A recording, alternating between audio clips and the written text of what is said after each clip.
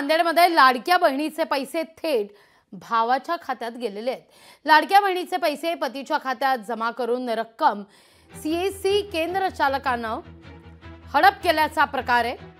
नांदेडच्या हदगाव तालुक्यातल्या मनाठा इथं ही घटना घडलेली आहे। सीएससी केंद्र चालकानं लाखो रुपये हडप केल्याचा प्रकार समोर येतोय। मनाठा या गावातील 38 तर बामणी फाटा इथं 33 जणांचा आधार क्रमांक वापरून 3,19,000 रुपये परस्पर केंद्र चालकानं उचलले। हा प्रकार अनेकांच्या लक्षात आला आणि त्यानंतर या सीएससी केंद्र चालकाचा बिंग फुटलाय।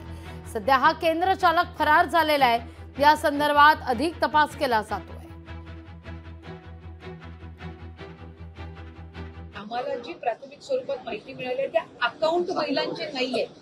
नावं जी त्यांनी फॉर्म भरलेले आहेत ते महिलांच्या नावावर त्यांनी या अकाउंट वेगळे आहेत आणि आधार कार्ड वेगळे आहेत। त्याच्यामुळे तशा पद्धतीचं प्रातिनिधिक स्वरूपात आलेलं आहे। त्याची सविस्तर चौकशी झाल्यानंतर जी काही आहे ती करण्यात येईल। त्याच्यामुळे नावं फक्त महिलांची आहेत। आम्ही हे पण तिथं सूचना दिलेल्या आहेत की ज्या महिलांची नावं वापरण्यात आलेली आहेत फॉर्म भरण्यामध्ये त्यांना आधी या योजनेमध्ये या लाडकी बहीण योजनेमध्ये आणि त्यांनी त्यांचा रेग्युलर अर्ज भरलेला आहे का, त्याला कुठलं अकाउंट दिलेलं आहे, त्याला कुठलं आधार कार्ड आहे, ते या संदर्भातली पण शहानिशा निश्चितपणाने चौकशीमध्ये।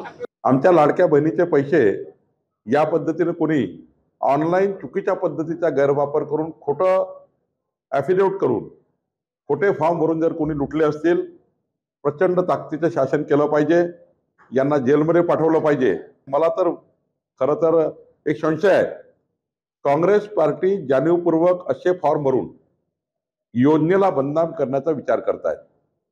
जर खरे असतील त्याच्यावर कारवाई करा, पण काँग्रेसच्या कोणी नेत्यांनी किंवा आमच्या विरोधीच्या महाविकास आघाडीच्या कोणी नेत्यांनी जाणीवपूर्वक सरकारला बदनाम करण्याकरता अशी योजना केली असेल आणि त्यातनं त्यांनीच असे फ्रॉड करायचं, त्यांनीच फ्रॉड फॉर्म भरायचे आणि त्यांनीच मीडियाला बातम्या द्यायच्या, हे जर केलं असेल हेही तपासून बघितलं पाहिजे।